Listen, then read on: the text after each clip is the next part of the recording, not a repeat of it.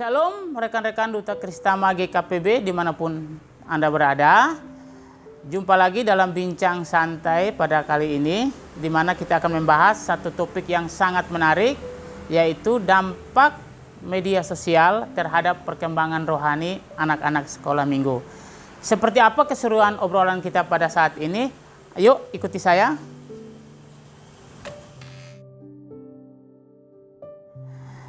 Baik, telah hadir dua narasumber kita yang saat ini ada di tengah-tengah kita.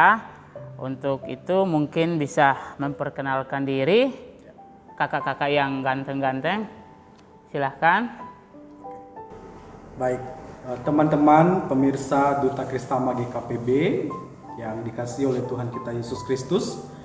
Perkenalkan, nama lengkap saya Fikariso Menifatihia, teman-teman boleh memanggil saya Fikarisoni.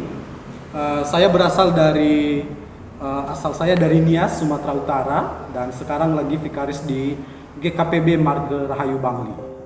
Oke, terima kasih Kak Soni ya. Oke, selanjutnya. Pemirsa, rekan-rekan Duta Kristama, nama saya Imade Arichandra. Kebetulan saat ini saya majelis di GKPB Marga Rahayu Bangli, kemudian juga Tuhan tempatkan di Dinas Kominfo di Kabupaten Bangli. Jadi salah satu pemerhati medsos. Oke, jadi tepat sekali kedua narasumber kita untuk pembahasan kita kali ini. Jadi yang akan kita bahas kakak-kakak atau bapak-bapak sore hari ini adalah dampak media sosial terhadap perkembangan rohani anak-anak sekolah minggu kita. Jadi seperti kita tahu bahwa perkembangan media sosial itu begitu pesat sekali saat ini, dan kita sebagai guru-guru sekolah minggu ataupun juga sebagai orang tua harus benar-benar memperhatikan seperti apa anak-anak sekolah minggu kita ataupun anak-anak kita di rumah dalam bermedia sosial. Nah, mungkin menurut Pak Made Chandra ini sebagai salah satu pemerhati media sosial, melihat perkembangan media sosial itu sendiri di Indonesia, mungkin seperti apa Pak Chandra? Baik, terima kasih. Media sosial sekarang bergerak ke arah video. Itu kenapa TikTok sekarang yang paling fenomenal. Itu diikuti oleh medsos yang lain, yaitu Facebook dan Instagram. Sekarang mereka bergerak ke bidang video. IG tidak lagi sebagai sarana untuk menyebarkan foto, tetapi sekarang mereka bergerak ke bidang video juga. Jadi sekarang reel dari Facebook, reel dari Instagram itu viewernya jauh lebih besar dibandingkan foto. Jadi menurut saya, dengan membawa perintah dari Tuhan Yesus, membawa nama Tuhan Yesus sampai ke ujung bumi, dengan perkembangan medsos sekarang ini, untuk mencapai ujung bumi, membawa nama Tuhan Yesus melalui media medsos sangat mudah. Sekarang pertanyaannya, apakah kita mau? Oh ya. Apakah kita mau menjadi alat Tuhan melalui dunia medsos ini untuk membawa nama Yesus sampai ke ujung bumi? Itu yang saya bawa selalu dalam dunia pelayanan, dalam kehidupan sehari-hari. Ketika Tuhan memakai kita, saya menyatakan mau untuk menjadi alat Tuhan untuk membawa nama Tuhan Yesus sampai ke ujung bumi melalui medsos. Pagi-pagi kita sudah bisa mulai. Pertama, sekarang gadget ada di HP. Saya adalah salah satu pendukung tidak menolak penggunaan HP, tetapi membatasi. Sekarang keperluannya untuk apa? Kalau untuk pelayanan, sekarang Alkitab ada di HP, puji dan janji ada di HP. Semua ada di HP. Konten-konten sekarang yang paling efektif semua melalui media HP. Sekarang daripada menghindari, PR kita adalah bagaimana kita menciptakan konten-konten yang baik, cocok, yang positif untuk anak-anak ini. Kita sebagai produser, sebagai pengcreate konten, bukan hanya penikmat. Ketika kita tahu bahwa konten itu tidak bagus untuk anak-anak, kita harus berpikir untuk menciptakan konten yang baik untuk anak-anak dan kita publish melalui media medsos. Tanda kutip bentuknya harus sekarang ke video. Terima kasih Pak Chandra. Jadi itu yang harus kita tahu rekan-rekan guru sekolah minggu ataupun orang tua, bahwa perkembangan media sosial sekarang ini menuju ke arah lebih banyak video ya. Jadi kalau dulu mungkin Instagram, tapi lebih sekarang ini adalah TikTok dan video-video yang sedikit menghibur.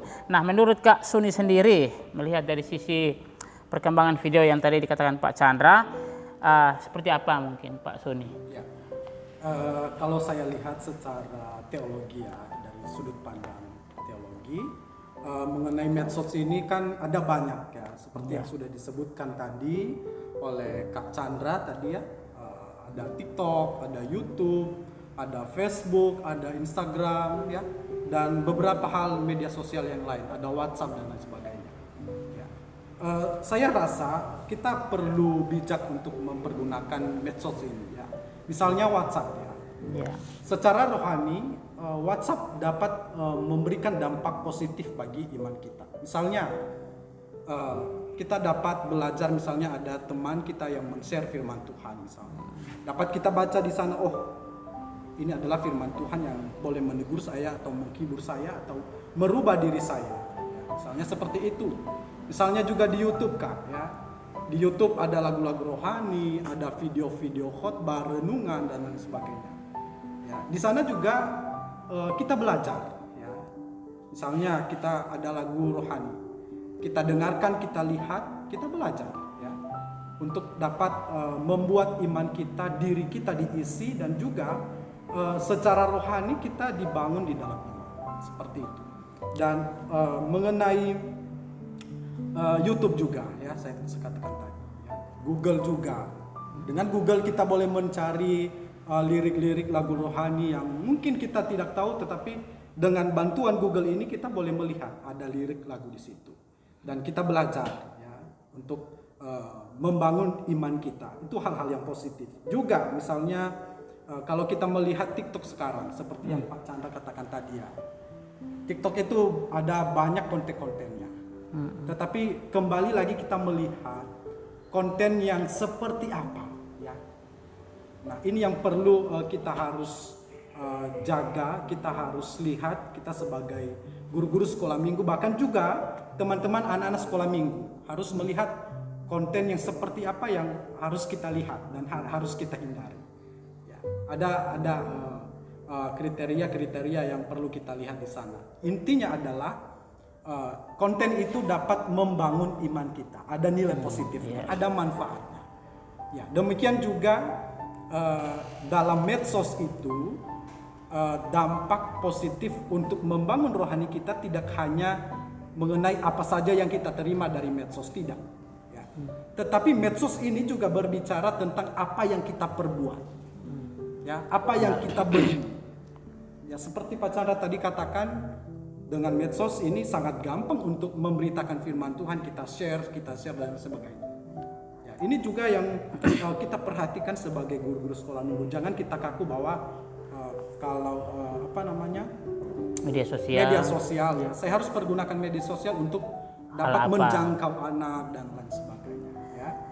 Jadi dengan media sosial juga bermanfaat untuk kita men-share, memberikan manfaat kepada orang lain, sehingga benar bahwa kita dipanggil untuk bersaksi ya. Dan ketika kita sebagai anak-anak Tuhan yang dipanggil untuk bersaksi ya, ini adalah alat yang Tuhan beri, media sosial, WhatsApp, YouTube, Google, TikTok dan lain sebagainya. Jadi medsos ini tidak hanya berbicara tentang apa yang kita terima, tidak, tetapi juga apa yang kita beri untuk orang lain. Nilai apa yang kita tanamkan, nilai apa yang perlu kita beri kepada orang lain. Sehingga bukan juga hanya diri kita yang bertumbuh, ya, demikian juga orang lain. Ya, okay. Seperti itu Kak. Oke, menarik sekali ya.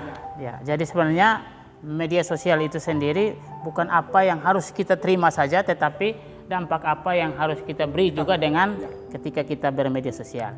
Kalau menurut Pak Chandra tadi bahwa media sosial itu sebenarnya memberi dampak yang sangat baik untuk perkembangan kebaran Injil, sebenarnya kita katakan seperti itu ya. Nah, kalau misalnya kita melihat hal itu, bagaimana kita menerapkan untuk anak-anak didik kita. Kita sebagai guru sekolah minggu terhadap anak didik kita yang mungkin umur 4 sampai dengan 15 tahun, dan juga kita sebagai orang tua. Kebetulan saya juga punya anak, Pak Kandar juga. Nah, melihat hal ini mungkin seperti apa kita menerapkan kepada anak-anak kita sehingga dampak yang diberikan itu adalah dampak yang positif. Mungkin menurut Pak Chandra bagaimana? Baik, kalau menurut saya kata kuncinya adalah hidup memberi teladan. Ketika kita bicara anak-anak umur 4 sampai 15 tahun, itu berarti dia full ada di dalam pengawasan kita. Mereka belum bisa mandiri menentukan apa yang baik dan tidak. Jadi harus dimulai dari kita.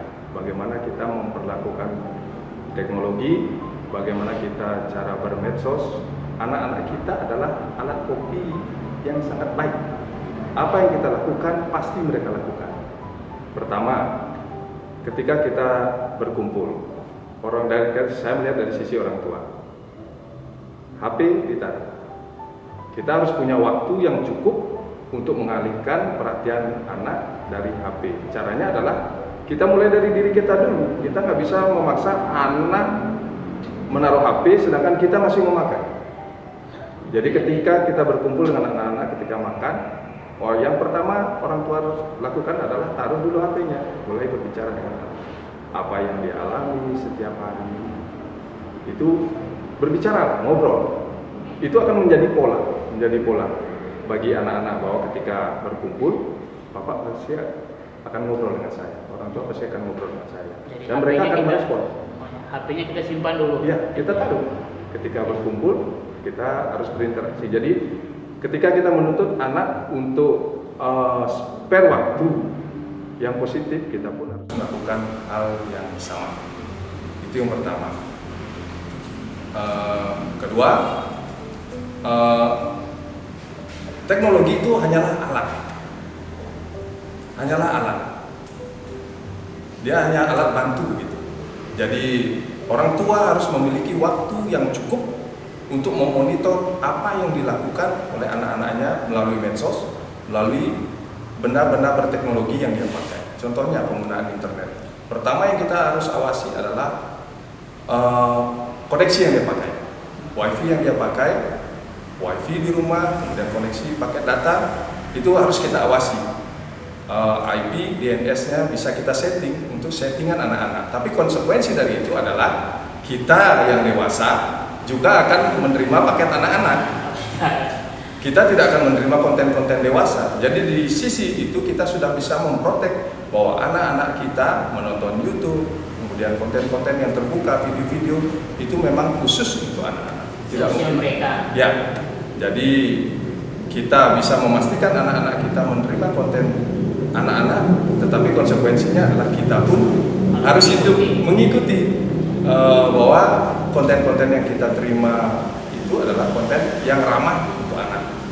Itu adalah konsekuensi dari teknologi. Jadi kita tidak bisa memaksa anak-anak untuk ada di umur mereka, karena kita pun harus menyelami umur mereka. Kedua, kita harus punya spare waktu yang cukup.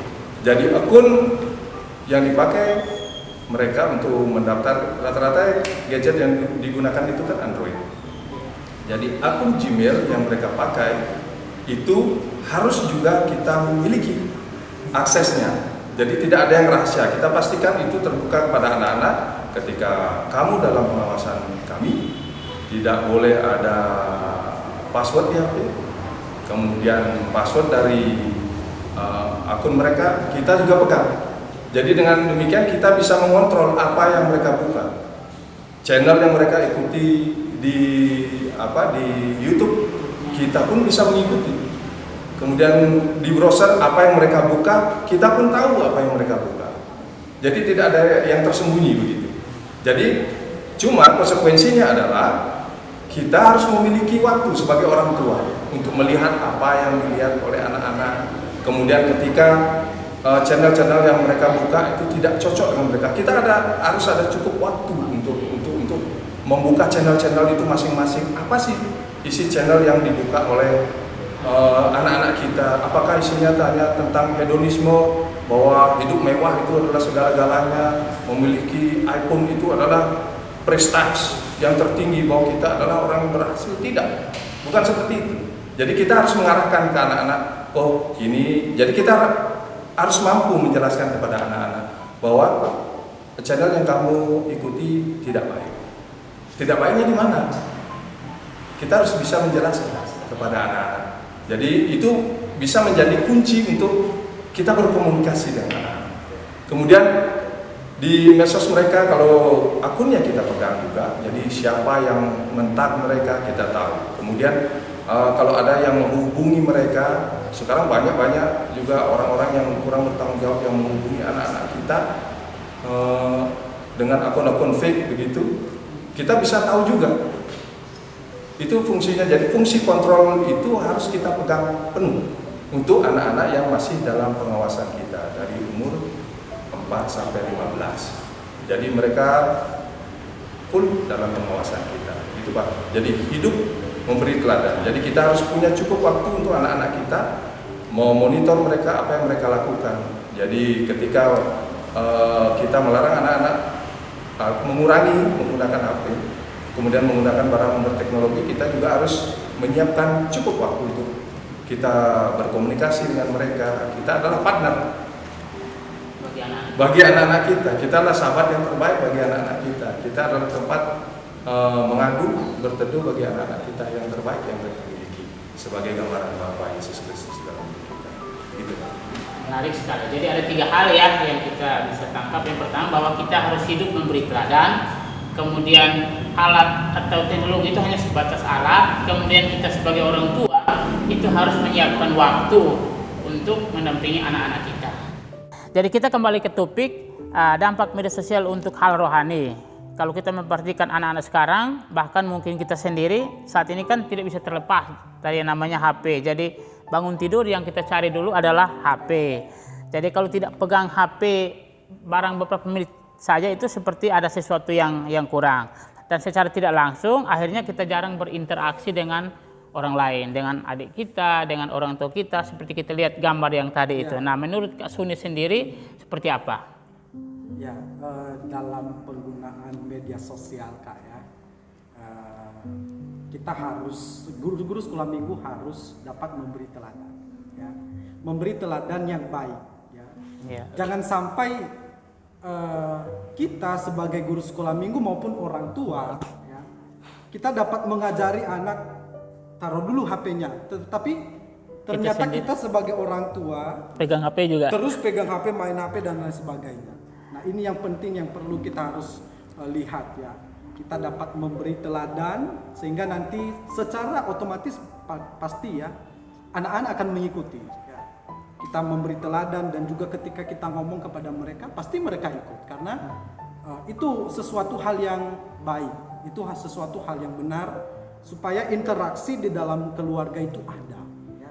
Ada komunikasi ya, ada timbal balik sehingga ketika orang tua memberi nasihat, tidak hanya memberi nasihat tetapi ia memberi teladan, memberi contoh, itu diikuti.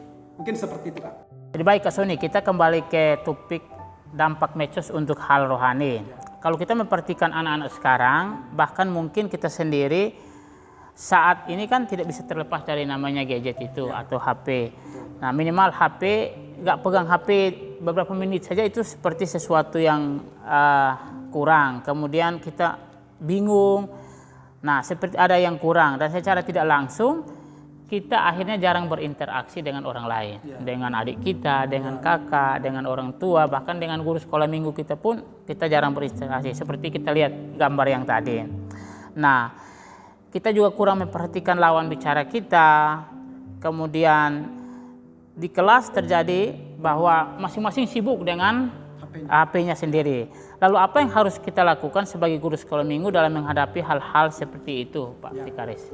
Ya, guru-guru sekolah minggu ini guru-guru sekolah minggu sebenarnya harus bekerja sama dan sama-sama kerja di bagian ini. Ya. Artinya adalah guru sekolah minggu punya tanggung jawab untuk memberi teladan. Ya. Jangan sampai kita sebagai guru sekolah minggu dan juga mungkin dari orang tua. Ya, ia mengajari anaknya taruh dulu HP-mu, jangan bermain HP dulu, misalnya seperti itu. Ya, jangan sampai kita mengajari anak demikian, padahal pada saat kita ngobrol pun dengan anak kita terus main HP. HP terus yang kita pegang. Sehingga kita tidak mempunyai waktu untuk anak-anak kita. Bahkan juga kita sebagai guru-guru sekolah minggu misalnya saat mengajar, ya, mengajar pada ibadah sekolah minggu. Misalnya kita terus bawa HP dan lihat misalnya buka WA dan sebagainya. Ya, tentu kita tidak bisa menjadi teladan bagi mereka. Teladan yang misalnya kita buka HP itu, nah itu yang mereka contoh nantinya. Sehingga satu hal yang penting di sini adalah memberi teladan dan juga mengawasi anak-anak sekolah minggu, bahkan anak-anak kita di rumah. Ya, memberi teladan itu yang sangat penting. Ya. Oke. Demikian Kak. Ya. Oke, terima kasih Kak Sony.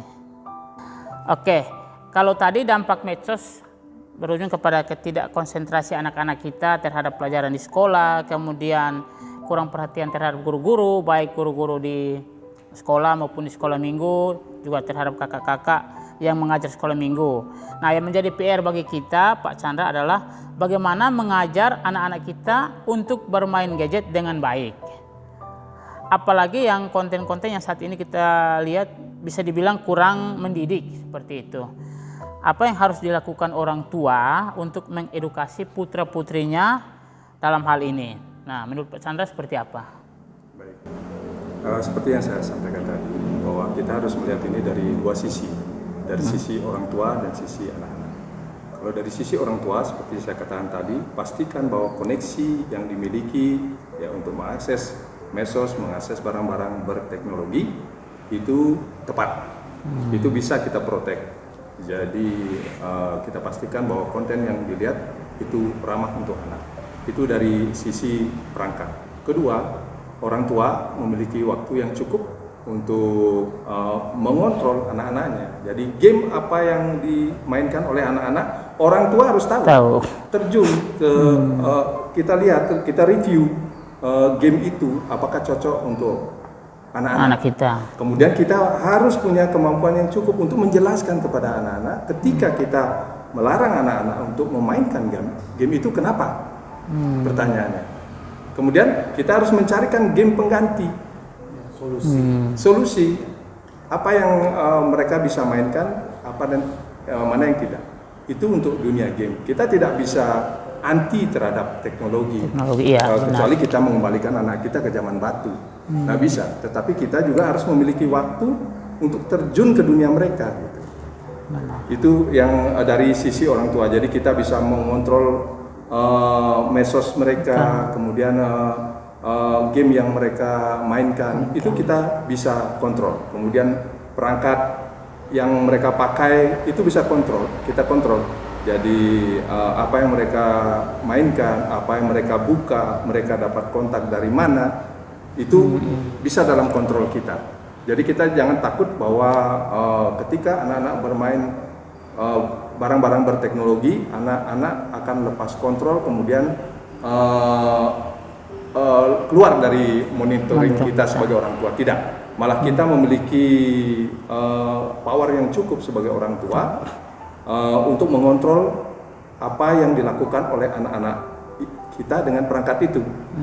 Pertanyaannya adalah apakah kita mau men-spare waktu yang cukup untuk mendampingi mereka. Itu dari sisi orang tua. Kemudian dari sisi anak-anak, saya malah mengajak untuk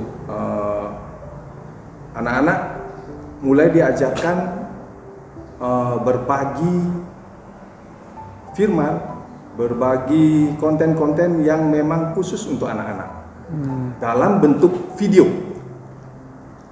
Jadi kita biasakan, itu dimulai juga dari kita. Jadi kita pastikan, saya berikan contoh, bahwa di medsos yang kita sharekan, itu bisa dicek nanti di medsos saya, bahwa reel yang kita share setiap hari adalah reel tentang firman. Viewernya bisa ribuan, sedangkan status kita pribadi mungkin yang like 10, 20, 30. Tetapi kalau reel tentang firman itu bisa ribuan, dan banyak orang terberkati dengan itu.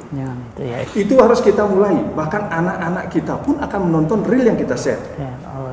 Jadi kita bahkan tidak perlu bicara langsung dengan anak-anak kita, karena mereka sudah melihat dari status-status yang kita share. Jadi kita tidak bisa anti dengan medsos, tidak bisa. Ini memang dunianya. Dunia berteknologi. Kita harus masuk ke dunia itu untuk membawa perintah utama, membawa nama Yesus Kristus sampai ke ujung bumi. Share real, kemudian TikTok yang kita pastikan yang kita share adalah video-video yang memang membawa dampak baik bagi anak-anak. Dampak-dampak positif terhadap anak-anak kita. Dampak positif. Itu PR kita sebagai orang tua. Anak-anak kita pastikan juga melihat sesuatu yang memang layak untuk anak-anak. Itu dimulai dari apa yang kita share. Itu yang saya sampaikan dan kita mengajak. Dengan begitu, otomatis nanti anak-anak kita akan memulai langkah-langkah kita. Ingat bahwa anak-anak kita adalah mesin fotokopi yang sangat efektif. Apa yang kita lakukan sebagai orang tua, anak-anak kita pasti akan mengikuti. Ketika kita duduk membaca firman, anak-anak kita akan melihat, ikut membaca firman. Kemudian ketika kita mulai mengurangi menonton film-film kekerasan, kemudian memainkan game-game yang menggunakan kekerasan, kemudian video-video yang bersifat pornografi, harus dimulai dari kita, orang tua. Kita tidak bisa menuntut anak-anak kita melakukan sesuatu yang tidak kita lakukan. Yang kita lakukan itu akan melawan hati nurani kita sebagai orang tua. Lakukan dulu, mulai dari kita hidup memberi teladan, itulah kuncinya. Jadi baik itu menurut Pak Chandra sebagai orang tua. Nah, bagaimana menurut Pak Vikaris sendiri, kita sebagai guru sekolah minggu ini? Ya, kita sebagai guru-guru sekolah minggu, seperti kata firman Tuhan di dalam Amsal pasal 22 ayat 6 berkata demikian, didiklah orang muda menurut jalan yang tepat baginya. Ya, sehingga kalau ia tua, ia tidak menyimpang dari jalan itu. Ya, sehingga kita guru-guru sekolah minggu harus mengajar yang baik dan benar. Ya. Kita ini guru-guru sekolah minggu ini saya katakan seperti cermin. Ketika kita melihat cermin di sana, yang muncul adalah diri kita sendiri. Ya. Ketika kita memberi contoh, siapa yang dulu yang pertama dilihat? Pasti diri kita sendiri. Sehingga kita harus mempunyai hikmat untuk dapat mendidik anak-anak sekolah minggu ini ke arah yang lebih baik. Supaya iman mereka, pertumbuhan rohani mereka juga tumbuh dan berkembang. Sehingga mereka menjadi anak-anak sekolah minggu yang takut akan Tuhan, dan bukan hanya takut akan Tuhan. Ya, walaupun mereka masih kecil, anak-anak sekolah minggu remaja dapat menjadi teladan juga. Ya, ketika kita memberi teladan, mereka ikuti. Demikian juga secara kontinu, mereka dapat juga memberi teladan yang baik. Sehingga menjadi teladan itu tidak hanya untuk diri kita sendiri, tetapi untuk orang lain juga. Itu Kak. Kalau dari saya lihat dari guru-guru sekolah minggu apa yang perlu mereka lakukan. Oke, terima kasih Kak Sony. Jadi pada intinya adalah kita kembali didiklah orang muda menurut jalan yang patut baginya, karena pada masa tuanya ia tidak akan menyimpang dari jalan itu. Baik, terima kasih. Oke, satu pertanyaan lagi untuk kakak-kakak narasumber kita, dan ini mungkin fenomena yang sering terjadi dari dulu antara orang tua dan juga kita sebagai guru-guru sekolah minggu. Dan menarik sekali topik kita saat ini. Jadi yang pada intinya kita sebagai orang tua dan juga guru sekolah minggu harus bersama-sama bergandengan tangan untuk mendidik generasi saat ini. Jangan sampai mereka menerima pengaruh yang kurang baik dari media sosial, dan mungkin hal-hal yang ingin ditambahkan oleh Pak Vikaris dan juga Pak Made Chandra menyangkut fenomena yang kita tidak bisa hindari saat-saat ini. Menurut Pak Vikaris seperti apa? Ya. Teman-teman pemirsa Duta Kristama GKPB dan juga Kak Yansen dan Kak Chandra, ya, segala sesuatu itu baik orang tua maupun anak dan juga guru sekolah minggu itu sendiri, segala sesuatu itu dimulai dari keluarga. Ya. Anak-anak tentu banyak waktunya itu di keluarga di rumah. Ya. Juga di sekolah misalnya, ya, di sekolah dan juga di sekolah minggu punya waktu. Jadi di sini orang tua harus memberikan nasihat-nasihat, ya, harus memberikan teladan yang baik juga. Jadi orang tua dan juga guru di sekolah maupun guru sekolah minggu harus kompak di sini, harus bekerja bersama-sama. Kalau anak-anak saja diserahkan kepada guru-guru sekolah minggu tidak mungkin, ya. Karena sebagian besar waktunya adalah di rumah dan juga di sekolah. Jadi menurut saya ini hal yang perlu kita perhatikan, ya. Baik sebagai orang tua dan juga sebagai guru, ya. Dengan melihat situasi anak-anak sekarang, interaksinya kemana sih sebenarnya? Dunianya mereka sih sebenarnya kemana? Jadi kita sebagai guru sekolah minggu, kita sebagai orang tua, kita harus tahu ini. Dengan tadi misalnya kita berkomunikasi dan sebagainya. Jadi saya rasa benar yang dikatakan Kak Chandra tadi bahwa tidak salah kita membuka HP anak-anak kita, tidak salah. Kita sebagai orang tua harus mengawasi, harus mengajari hal yang benar menggunakan media sosial itu seperti apa. Jadi jangan sampai juga kita sebagai orang tua gaptek. Ya. Kita harus belajar juga sebagai orang tua. Jangan sampai anak-anak kita lebih pintar daripada kita. Jadi ya perlu kerjasama di sinilah. Jadi saya rasa media sosial itu tidak salah benar. Tetapi mungkin hanya kita yang tidak bisa memposisikan diri kita sendiri dengan media sosial. Jadi segala sesuatu itu ada masanya. Ya.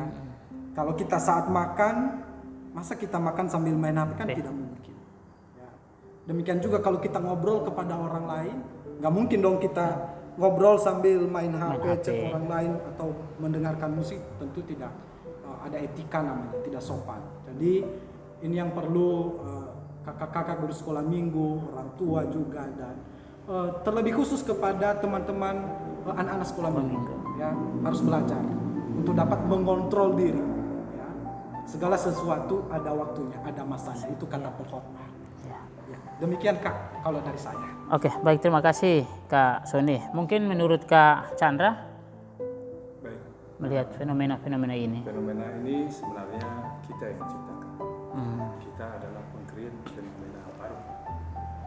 Medsos sekarang ini adalah cara terefektif untuk menjadi sarana perkembangan Injil. Dengan cara manual kita hanya bisa mencapai satu. Tetapi dengan dunia medsos kita sekali plus kita bisa menjangkau ribu bahkan juta. PR-nya adalah bagaimana kita mengkreat konten-konten yang memang untuk anak-anak, menjangkau jiwa-jiwa, menjangkau dunia anak-anak. Itu sebagai PR. Itu memang kita benar-benar membutuhkan tuntunan Roh Kudus. Jadi itu PR kita sebagai orang tua, sebagai guru sekolah minggu. Bagaimana kita mencari. Kalau kita belum bisa mengkreat, kita cari orang-orang yang Tuhan berikan hikmat untuk menciptakan konten-konten itu. Kemudian kita share baik ke akun gereja, akun sekolah minggu. Jadi kita pastikan itu pesan yang kita ingin sampaikan itu dilihat oleh anak-anak kita. Jadi ketika mereka membuka mata, membuka medsos, yang mereka lihat adalah konten yang kita share. Itu kita akan repeat setiap hari. Jadi kalau dalam dunia iklan itu sebuah iklan yang berulang-ulang minimal 3 kali itu akan mencapai alam bawah sadar. Itu juga kita lakukan di dalam pekabaran Injil. Jadi pesan-pesan firman itu kita ulang, itu akan efektif menjangkau jiwa-jiwa, efektif menjangkau dunia anak-anak. Jadi saya malah tidak anti terhadap dunia medsos. Tidak. Dunia medsos adalah dunia saat ini. Dunia digital adalah saat ini. Kita harus menjadikan dia sahabat kita. Bagaimana kita efektif menggunakan itu? Kalau sekarang perkembangannya ke dunia video, kita harus mampu menciptakan video yang memang bagus untuk anak-anak kita. Itu akan kita ulang-ulang dan dunia medsos kita harus penuhi dengan itu.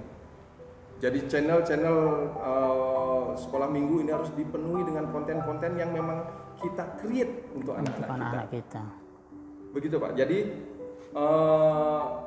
kita harus efektifkan dunia medsos ini untuk pekabaran Injil, membawa nama Yesus Kristus sampai ke ujung bumi. Oke, yang terakhir ini Kak Sony dan juga Kak Chandra, closing statement terkait dengan topik kita pada saat ini. Mungkin dari Kak Chandra dulu. Baik, sebagai closing statement, saya mengajak untuk semua mengefektifkan medsosnya menjadi sarana pekabaran Injil. Buat akun Facebook, kemudian create konten-konten, buat halaman Facebook, mulai men-share konten-konten tentang kebaikan Tuhan, bagaimana kita memberi semangat untuk orang lain. Saya sendiri melakukan. Saya hanya melakukan hal itu setiap pagi secara sederhana, bahkan puji dan janji saya share. Setiap pagi bisa sampai yang like itu 100 orang. Dan mereka memberikan komen-komen yang sangat baik, bahwa mereka sungguh dikuatkan oleh puji dan janji. Hal yang sangat sederhana, itu bukan saya yang buat. Itu sudah ada tim yang membuat, tetapi saya membantu men-share. Ada 16.000 orang dalam halaman Facebook saya. Itu saya mengajak. Jadi rekan-rekan untuk mulai melakukan itu sebagai sarana pekabaran Injil, bagaimana kita menguatkan orang-orang melalui media sosial, kemudian menyiapkan waktu, karena akan ada feedback dari apa yang kita share. Mereka akan masuk di message kita. Orang-orang yang sakit, orang-orang yang berbeban berat yang membutuhkan doa kita, mulai saat itulah kita melaksanakan perintah dari Kristus, yaitu menguatkan orang lain, membawa firman, persiapkan dirimu baik atau tidak baik waktunya. Bukankah begitu perintah? Mulai lakukan itu, bagaimana kita menguatkan orang lain, memberi nasihat, memberi penguatan, mendoakan mereka melalui message-message yang masuk. Itulah dunia medsos sekarang. Kita tidak boleh anti dengan itu. Dengan medsos kita bisa menjangkau banyak jiwa, bahkan tanpa bertatap muka.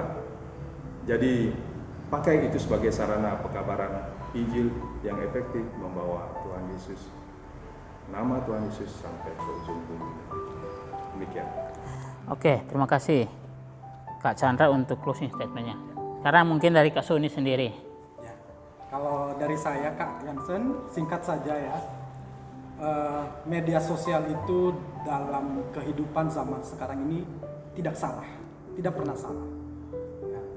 Tetapi media sosial itu saya katakan berguna untuk membantu kita, memudahkan kita. Jangan sampai media sosial itu yang menguasai diri kita. Ya. Jadi di sini kita harus menguasai media sosial itu. Jangan sampai media sosial yang menguasai kita. Jadi kita harus bisa mengatur media sosial itu. Jangan sampai media sosial yang mengatur hidup kita. Ya. Ini yang perlu kita perhatikan. Ini yang perlu kita bijaksanai dalam hidup kita. Ya. Kita harus bijak. Kita harus punya hikmat untuk menggunakan media sosial dengan baik. Sehingga dalam kehidupan kita setiap hari benar bahwa media sosial itu kita pakai untuk memberitakan tentang Yesus yang telah mati dan bangkit untuk menyelamatkan kita, anak-anaknya. Demikian juga untuk orang tua, ya, kita sebagai guru-guru sekolah minggu, bahkan anak-anak sekolah minggu pun akan mengerti, ya, akan mengerti apa yang seharusnya dengan medsos ini, apa yang seharusnya saya lakukan. Ya. Kalau misalnya tadi saya katakan di awal ya, di YouTube misalnya kita belajar lagu rohani, ya. Kita menonton video-video khotbah misalnya, ada games di sana, ya. Di YouTube juga, di Facebook kita, ya. Kita dapat memberitakan firman Tuhan. Jadi saya rasa di sini media sosial kita harus memposisikannya dengan bijak dalam hidup kita. Jangan sampai kita yang dikuasai medsos, tetapi kita yang harus menguasai medsos. Seperti itu Kak dari saya. Menarik sekali. Ya. Jadi harusnya kita yang menguasai media sosial itu sendiri dan bukan media sosial itu yang akan menguasai kita. Iya. Oke. Jadi wah sangat menarik topik kita kali ini. Jadi kalau kita membahasnya mungkin bisa seharian ini. Tidak cukup waktunya. Karena mendidik generasi sekarang ini benar-benar harus kita ekstra sabar dan juga kita harus ikut belajar seperti tadi Kak Chandra sampaikan bahwa kita tidak bisa membiarkan anak-anak kita sendiri, tapi kita sebagai orang tua, bahkan Kak Chandra katakan tadi, kita juga harus tidak harus gaptek terhadap teknologi itu sendiri. Jadi kita harus ikut terlibat sehingga kita tahu konten-konten apa yang saat ini disukai oleh anak-anak kita. Dan seperti tadi Kak Chandra bilang, kita harus penuhi konten-konten itu dengan hal-hal yang positif, di mana seperti tujuan kita adalah membawa banyak jiwa untuk bisa lebih mengenal Kristus. Nah, demikian pemirsa bincang santai kita pada edisi kali ini. Semoga kita bisa berjumpa kembali dalam bincang-bincang santai untuk edisi-edisi berikutnya. Shalom. Tuhan Yesus memberkati kita semua. Sampai jumpa.